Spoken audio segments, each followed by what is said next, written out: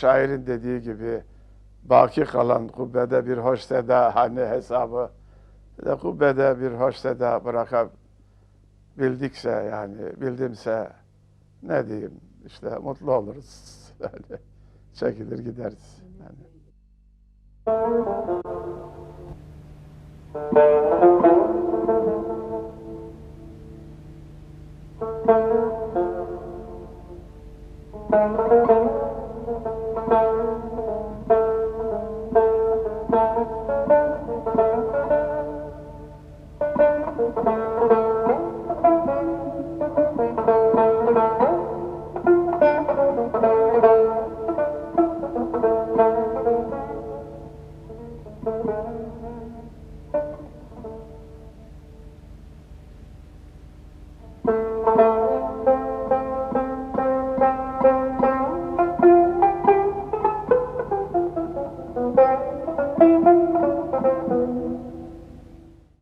I met Necdet Yaşar for the first time in 1972, I think. My memory is beginning to go about years and dates. First, we invited him as a visiting artist to come and teach at the University of Washington. I was in charge of the Etnomüzikology program at that time, which had originally been set up as a study of Japanese studies, a center for Japanese studies, but then we expanded it to explore other countries. And I had been very interested in Turkish music, but knew nothing about it. Turkey was unknown. We knew a little bit about Persian music. I had a fellow colleague, Hormuz Farhat, who was doing his doctoral dissertation the same time as I was doing mine at UCLA, and he was from Iran. And I learned a lot from him about Arabic music and Persian music, but he knew a bit about Turkish music, but not much. So as the program in ethnomusicology came along, one of my students was Carl Signal, and he was an American who had spent some time in Turkey, but he was interested in Japan. He had a Japanese wife and was very interested in going to Japan. And I told him, you speak Turkish. It would be wonderful if you could go to Turkey and find out more about Turkish music, because we really don't know very much about Turkish classical music. So Carl went, and after he was there a year, I wrote to him and said, Carl, can you find a musician who plays the saz? I was interested in the saz for some reason. I had heard Turkish folk music, who speaks a little English and could come and teach for a year. And Carl said, I know a fellow who speaks English. He plays the tambur, and he plays a little saz, and I think he would be a good teacher. But you have to understand, I knew nothing about Turkey. So I said, fine, sounds good.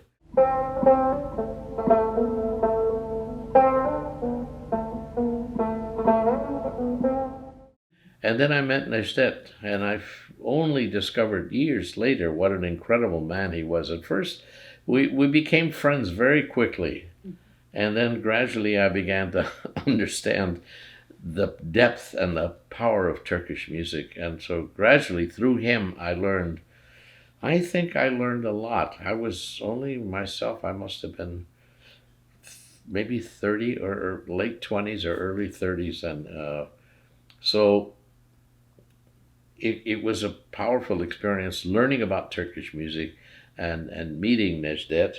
And we continued to be friends. And in the process of doing this, I learned more and more about how complex Turkish music was. I have to go backwards and forwards, sorry, stitching this, but sometime in the early 1960s, I met a young man at an ethnomusicology meeting who talked about Turkish classical music, and I was fascinated. His name was Harvey Edelstein, and I kept in touch with him for a while, and then he disappeared.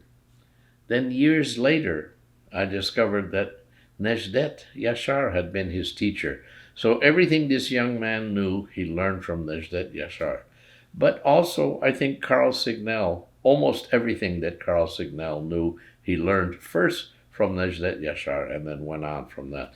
So Necdet caused the development of two people who were specialists in Turkish music, and with Karl, it really took on, and Karl published a book on makam, which I almost think of as Necdet's explanation, Basic Lessons in Makam. So over the years, we got to know each other in many different circumstances, and he became a great friend until the very end. Modest, but very demanding professional musician. I was happy to see, I don't remember the year, but shortly after the International Exposition of the Ottoman Culture, the Royal Arts of Suleiman the Magnificent, Necdet was, because he performed, his group performed as part of that in Paris, I believe. The Ministry of Culture allowed him to establish his own ensemble, which was, in the early years, it was just a few of them and very carefully chosen musicians and singers, and it was Necdet's ideal ensemble. And that was a gem of a performance group that made a lasting impact on Turkish music.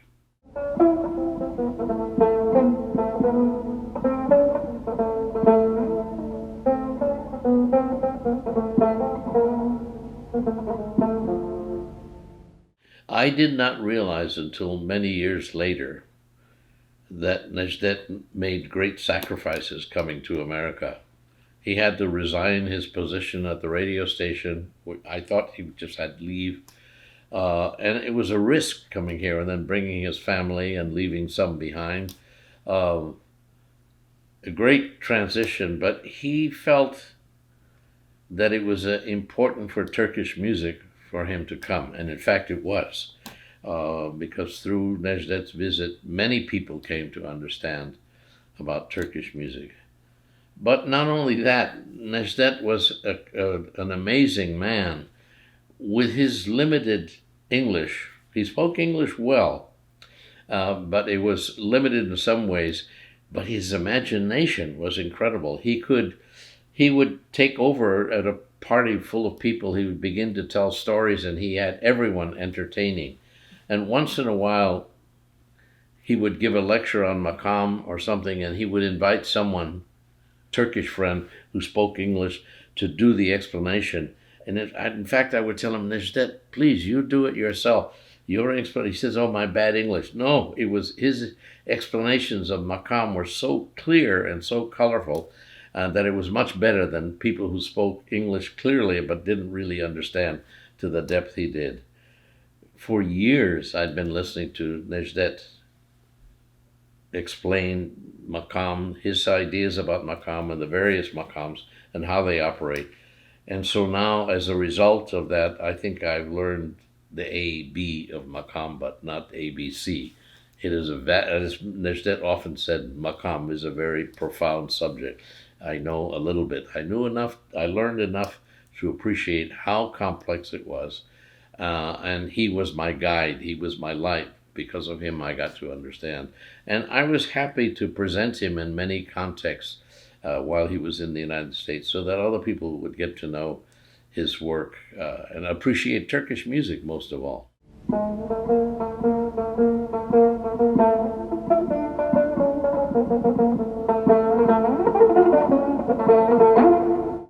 The meeting with Necdet Yaşar and Yehudi Menuhin is very interesting. I knew Yehudi Menuhin. We had been to some conferences together, and that's how, otherwise I didn't move in his circle. But he came on a visit to the University of Washington. He was invited by the music school, and I met him and took him aside and said, I'd like you to meet my friend Necdet Yaşar. So I brought him, and he was quite fascinated. Menuhin was excited and interested in the use of microtones, that is, the intervals between the notes that are finer than Western music intervals. And he had begun to do some experiment with Indian classical music with Ravi Shankar, so he was quite fascinated with microtonal intervals. And so Necdet played a little bit for him, and he asked about certain makams and listen. He was quite fascinated.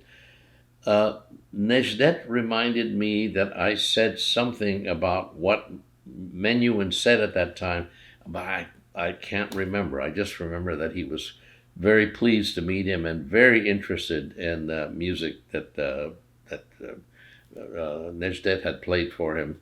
And he commented later when he met with the entire music faculty. He spoke to them all and mentioned that he had listened to this fascinating Turkish music played by Necdet Yaşar, but I cannot remember precisely his words.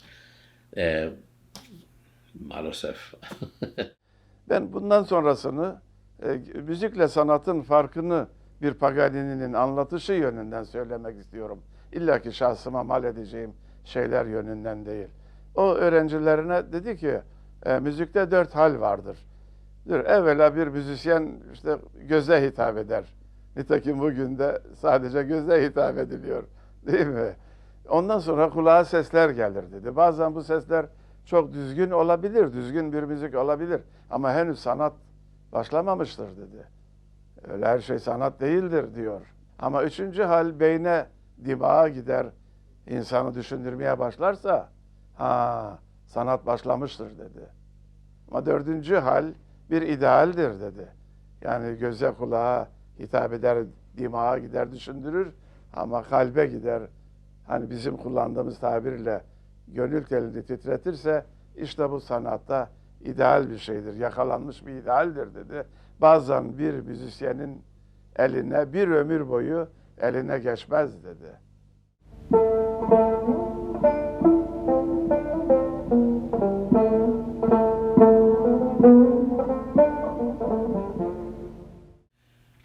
I can't begin to describe what kind of a friend Necdet was, how he, and very quickly became a real friend.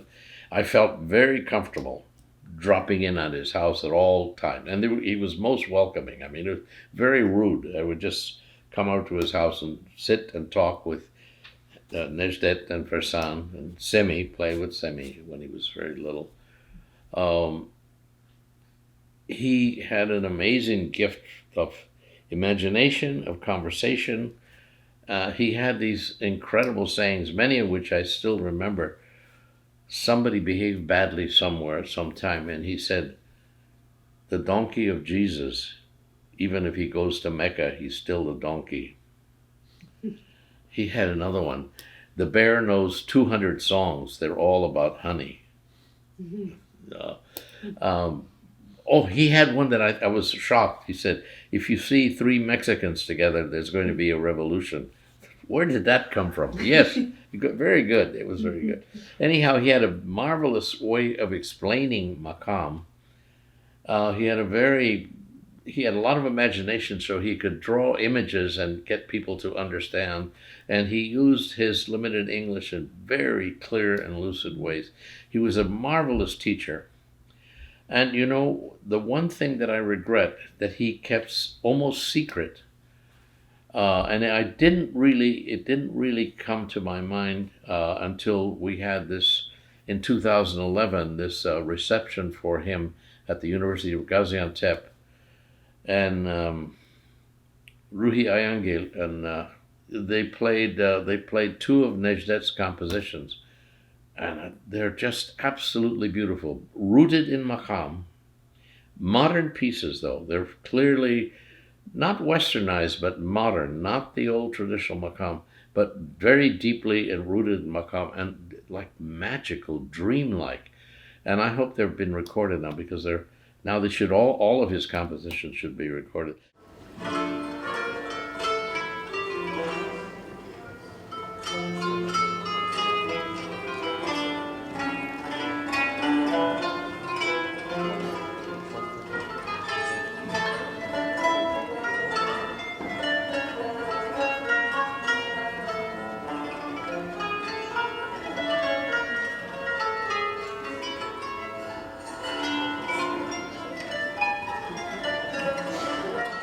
Necdet, like Mesut Cemil, composed very little, but what he composes very important part of the repertoire, Mesut Cemil's compositions.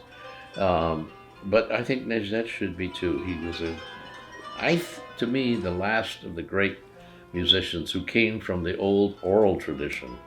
Nowadays, younger musicians are trained quite proficiently. They have studied in the institutes and the conservatories, and they play technically very well. Some of them, many of them, improvise very well. But I've never come across another person with the kind of imagination in his improvisation, in his creation of the taksims that Necdet Yaşar had.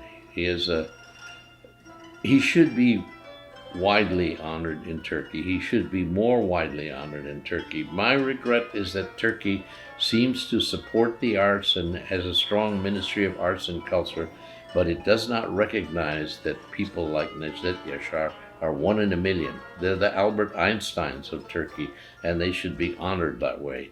I hope that comes to pass. I hope that comes to pass. I wrote a long letter to the previous minister of Turkey explaining that they should do something at the national level to honor and recognize Necdet Yaşar.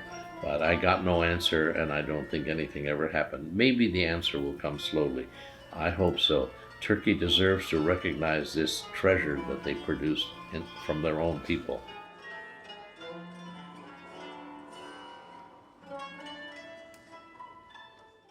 Evcara. He introduced me to I wrote an article about the Evcara Sasamaisi of Dilhayat Kalfa. It's an incredible piece. Yes, and that Necdet said, here's an example of Evcara. He played that for me. Wow, it was just so beautiful. And then that was always, I was always fast. Oh, I learned the Sagar Sasamaisi of Tanburi Beg, was it? Or yeah, I can't remember. Yeah, I can't remember there are a number of those, but the Evcara Sasamaisi is just an incredible piece.